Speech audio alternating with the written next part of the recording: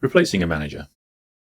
If a manager leaves, their direct reports should be reassigned to a new manager. To update manager details, go to Administration and select Employees. If you've hired a new manager to take over the role, updating the settings is really easy. You can update all the direct reports and other settings in one go by editing the old manager's details. For example, if John Smith is leaving and Rebecca Jones is taking over the role, you can open John's profile and below his employee role, click on the link that says Edit Relationships. This opens a new page where you can assign all his management responsibilities to Rebecca. This page also opens automatically if you're trying to make someone a leaver while they still have an active manager role in the system. If you want to reassign the direct reports manually, you can update these on the employees' profiles. Find each employee in the list and edit his or her first or second manager. For example, Rebecca Jones is also going to be the line manager for Tom Brown. I select the employee, find the line manager drop-down and select the new manager in the list.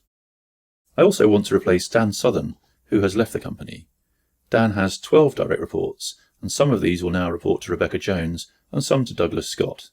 It will be quicker to upload the changes from a file instead of updating the details one by one. First, I need to download my employee list. I'm choosing All Departments, which will give me a list of all employees within my area of access. If all the employees are within a specific department, you can select that department here to get a shorter list. The employee list opens in Excel. You may need to click on Enable Editing in some versions of Excel before you can amend the list. To make it easy to replace Dan with the new managers, add a filter to the top row and sort the list by manager name.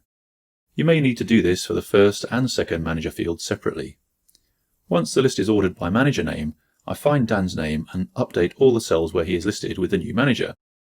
Engage will find the new manager in our database based on their employee ID number, so remember to update the manager ID field. Our data upload tool doesn't look at the manager names, it only checks the IDs. Now we've updated all 12 rows, save the file somewhere you can easily find it. Go back to Engage and select Data Upload in the Administration area. The file type is an employee list. Click Upload from File and choose the Excel file you just saved. Once selected, a preview of the data appears. Because we're updating the details using an employee list extracted from Engage, all the column headings are automatically matched. If you change any of the column headings, or if you use a list that was generated by a different application, you'd need to go through and make sure all the columns are mapped correctly to the fields in Engage.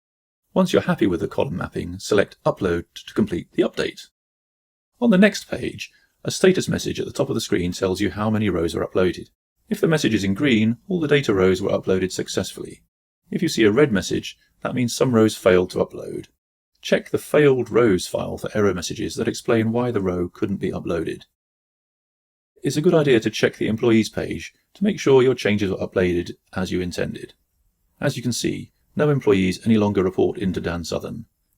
If something went wrong, you can use the Undo option on the Data Upload page to revert your changes and try again.